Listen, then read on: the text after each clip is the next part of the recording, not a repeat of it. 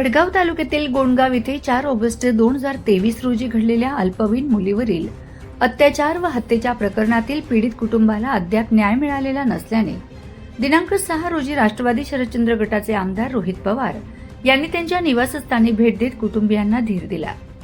यावेळी कुटुंबियांनी आरोपीस कठोरात कठोर शिक्षा, फाशीची मागणी करत गेल्या 3 वर्षापासून न्याय मिळत नसल्याबद्दल तीव्र संताप आणि दुःख व्यक्त केले।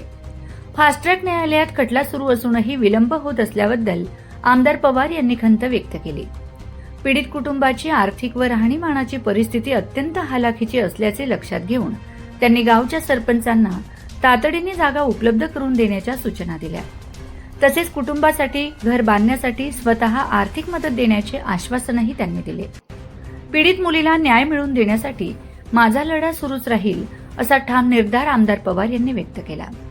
या प्रसंगी माजी आमदार सुनील भुसारे, जिल्हाध्यक्ष प्रमोद बापू पाटील, महिला जिल्हाध्यक्ष कल्पिता पाटील, अल्पसंख्याक जिल्हाध्यक्ष एजाज मलिक, युवक प्रदेश अध्यक्ष चाळीसगावचे नगरसेवक अभिषेक देशमुख, माजी नगरसेवक विकास पाटील पाचोरा, गोंडगावचे सरपंच राहुल पाटील यांच्यासह राष्ट्रवादी शरदचंद्र गटाचे कार्यकर्ते व ग्रामस्थ मोठ्या संख्येने उपस्थित होते।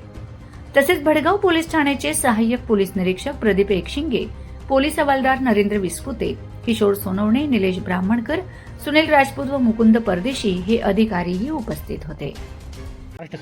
भडगाव तालुक्यामध्ये ही जी घटना 2023ला घडली होती ती अतिशय दुर्दैवी होती आणि तुम्हालाही माहिती आहे की त्या दिवशी अख्खा जिल्हा, अख्खा महाराष्ट्र त्या पीडित मुलीच्या बाजूला तिथं उभा राहिला होता।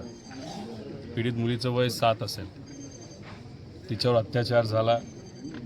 अत्याचार करणारा 18 ते 19 वर्षाचा त्यावेळेस होता आणि मग त्यानंतर तिला अक्षरशः ठेचून तिला तिथं मारण्यात आलं। नरसापूरला जी घटना काही दिवसांपूर्वी 3 वर्षाच्या मुलीवर घडली ती अशीच काहीतरी तिथं घडली होती। खरं तर ही घटना घडून 3 वर्ष झाले। त्यावेळेससुद्धा तुमच्या सगळ्यांच्या म्हणजे मीडिया असेल, इथल्या लोकांच्या प्रयत्नांमुळे, सामाजिक कार्यकर्त्यांच्या प्रयत्नांमुळे त्यावेळेस फास्ट ट्रॅक कोर्ट हे लावण्यात आलं होतं। सगळीकडे चर्चा फास्ट ट्रॅक कोर्टचीच आहे। पुण्यामध्ये जी घटना घडली फास्ट ट्रॅक कोर्ट, त्यानंतर जी आत्ता आम्ही पालघरला सुनील भाऊ भुसारापूर इथं आले, पालघरला जी घटना घडली काल तिथे फास्ट ट्रॅक कोर्टची मागणी करण्यात आली। पण आता फास्ट ट्रॅक कोर्टचा खरंच फायदा होतो का हे कुठेतरी जर बघायचं असेल तर दुर्दैवी घटना जी इथं घडली या गावामध्ये इथं आपल्याला जाणवेल 3 वर्ष होऊन सुद्धा त्या फास्ट ट्रॅक कोर्टमधून अजूनपर्यंत न्याय हा मिळालेला नाही।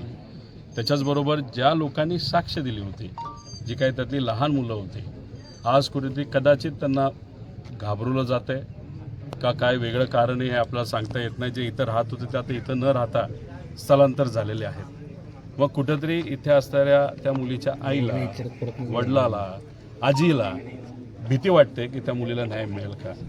त्यामुळे इथं तुम्ही आल्यानंतर तुम्ही सुद्धा होता, आई प्रामाणिकपणे तिथं हीच सांगत होती की आम्ही गरीब माणसं आहोत, आम्हाला भेटायला त्यावेळेस बरेच जण आली, पण मग 3 वर्ष आम्हाला न्याय मिळत नसेल तर आमच्या या न्यायाचं काय असा प्रश्न तिने तिथं उचलला आणि खरंच कायदा गरिबाच्या बाजूला आहे का असे सुद्धा प्रश्न तिथं विचारण्यात आले। त्यामुळे मी सरकारला विनंती करतो की काही झालं तरी शक्ती कायदा जो आपण 2019-20ला तिथं आणला होता तो कायदा लागू करावा, त्याच्यामध्ये अजून काही गोष्टी थोड्याशा स्ट्रिक्ट कराव्यात आणि त्या कायद्याच्या अंतर्गत उद्या जाऊन म्हणजे त्या कायद्याकडे बघून कुठं ना कुठे लोकांना भीती वाटेल असं कृत्य करण्यापासून आणि उद्या जाऊन ज्या लहान मुली आहेत, ज्या महिला आहेत, त्यांच्यावर होणारे अत्याचार कुठं ना कुठेतरी कमी होतील अशी अपेक्षा आपण तिथं करू।